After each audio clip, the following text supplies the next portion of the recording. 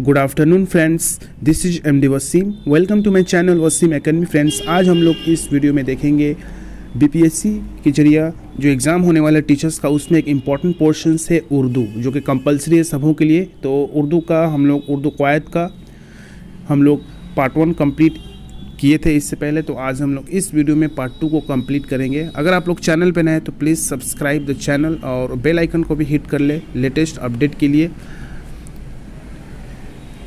तो हम लोग लास्ट हुर्फ़े अबजद के बारे में और हुर्फ़े इल्लत, हुर्फ़े सही के बारे में पढ़े थे। इस वीडियो में हम लोग कुछ इम्पोर्टेंट उर्दू के जो निशानात है, जो सिंबल्स है, उसके बारे में पढ़ेंगे। तो सबसे पहले आप ऊपर में देख सकते हैं हुर्फ़े शम्सी।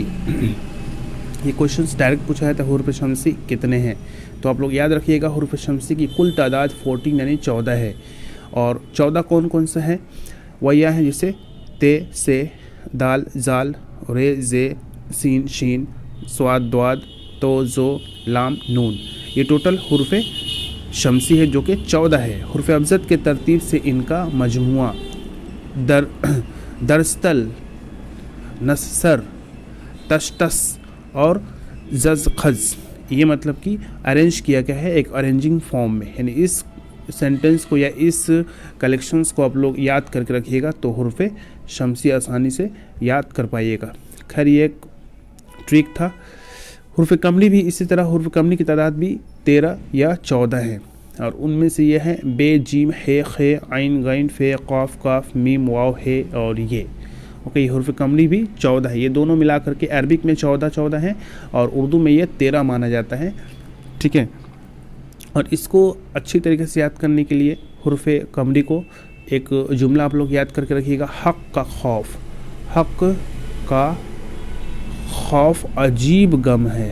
ओके, अजीब गम है। तो इसमें देखिए, हे बड़ी काफ, फिर छोटी काफ, अलिफ, फिर खे, फिर वाव, फिर फे, आइन, जीम, ये, बे, फिर गैन, मीम और हे, ये। तो इस तरह 14 हुर्फ़े कमरी हुए।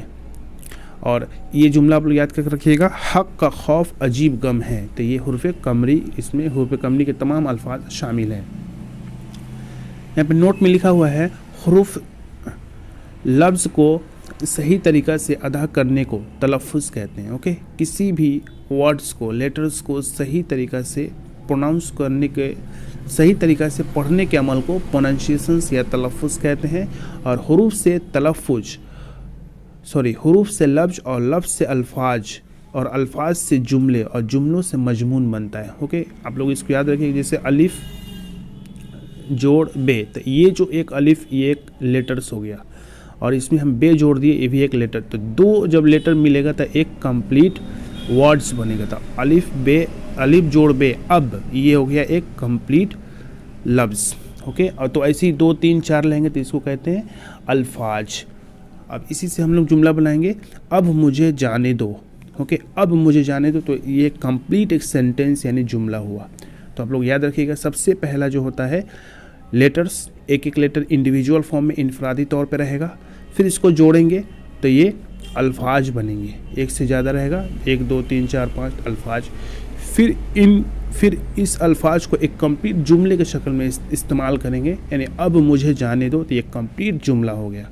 तो ये कंप्लीट जुमला इसको कहते हैं। और इसी और भी बहुत सारा ऐसे जुमला या ऐसे फ्रेजेस यूज़ करेंगे तो एक कंप्लीट मजमून बनता है। ओके, और इन सब को सही तरीक़े से अदा करने का नाम ही एराब का जानना बहुत ज़रूरी है उर्दू में। तो एराब किसे कहते हैं, देख लीजिए तारीफ़। उन हरकत या अलामत को कहते हैं जिनकी मदद से हुरूफ को आपस में मिलाया जाता है। ओके, यानी वो सब सिंबल से, वो सब निशानियां हैं जिससे हुरूफ को आपस में कनेक्ट किया जाता है, मिलाया जाता है। तो यहाँ पे कुछ इंपॉर्टेंट एराब हैं, जैसे ज़बर, ज़ेर और पेश। इसके अलावा जज़म को भी एराब कहते हैं और तशदीद, मद, तनवीन को भी अलामत कहते हैं।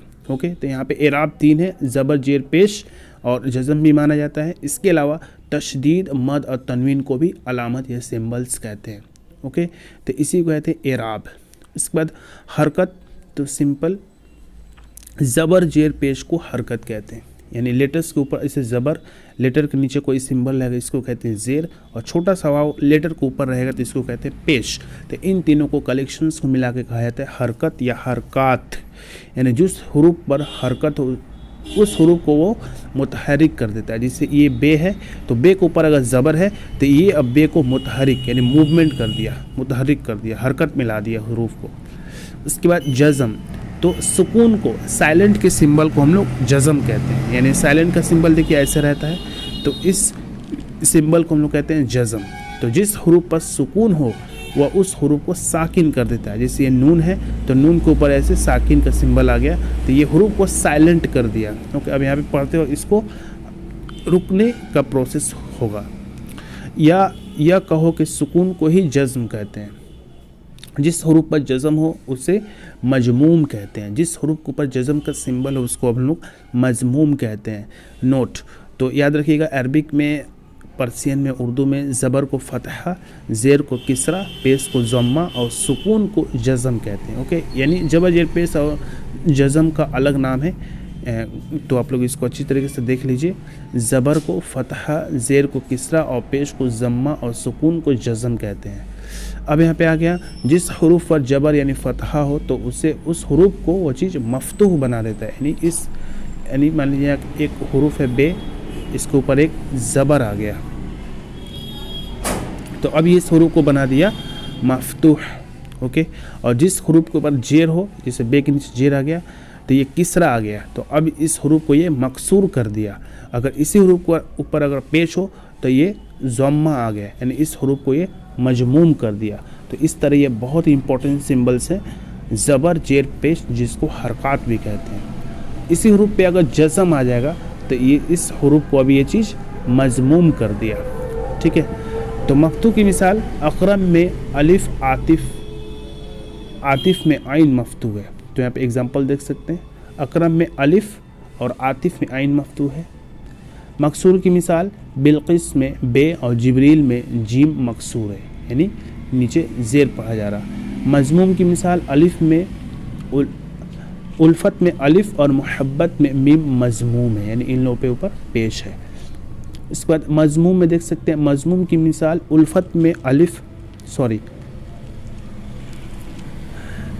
मजमूम की मिसाल वसीम में या और मासूम में आइन मजमूम है। ओके, मजमूम की मिसाल है वसीम में ये और मासूम में आइन मजमूम है। ओके, तो ये है कुछ इंपॉर्टेंट सिंबल्स तो वेरी इंपॉर्टेंट थे। इससे बेसिक क्वेश्चंस बनते हैं बहुत सारे। बीटेट में इससे पहले जो 2017 बीटेट का एग्ज़ाम हुआ था उसमें क्वेश्चंस पूछा गया था। तो प्लीज़ आप लोग इसको अच्छी तरीके से लर्न कर लीजिए और आई होप कि आप लोगों को ये समझ में आया है। अगर नहीं समझ में आया तो प्लीज़ आप लोग कमेंट बॉक्स में कमेंट कर सकते हैं या व्हाट्सएप ग्रुप को ज्वाइन कर सकते हैं या पर्सनली मैसेज कर सकते हैं। तो चलिए आज की वीडियो में बस इतना ही, मिलते हैं नेक्स्ट वीडियो में। Thank you friends, thanks. ये सब स्लाइड्स ग्रुप्स में और यूट्यूब पे पोस्ट कर दिया जाएगा तो प्लीज़ आप लोग वहाँ से हासिल कर सकते हैं। इसके अलावा ये आपको अगर PDF चाहिए तो आप लोग पर्सनली मैसेज कर सकते हैं। तो आज की वीडियो में बस इतना ही, मिलते हैं नेक्स्ट वीडियो में। Thank you friends, thanks.